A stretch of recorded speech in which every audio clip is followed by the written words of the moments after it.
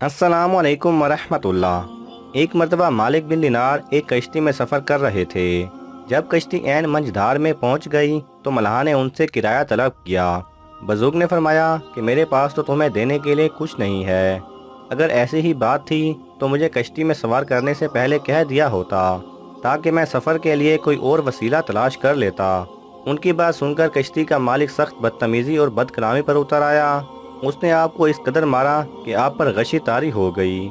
कश्ती वाला कोई बहुत ही जालिम और संगदिल इंसान मालूम होता था।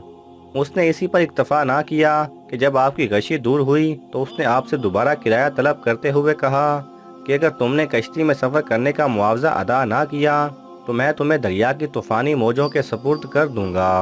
अभी उस मल्लाह ने अपनी बात मुकम्मल ना की थी कि अचानक कुछ मछलियां मुंह में एक एक दिनार दबाए पानी के ऊपर कश्ती के पास आईं और आपने एक मछली के मुंह से दिनार लेकर किराया अदा कर दिया। इधर मल्लाह ये सारी सूरत हाल देख कर थर थर काँपने लगा और फौरन आपके कदमों में गिरकर मुआफ़ी तलब करने लगा। मगर आप कश्ती में से दरिया में उतर गए और पानी पर चलते हुए नज़रों से ओझल हो गए।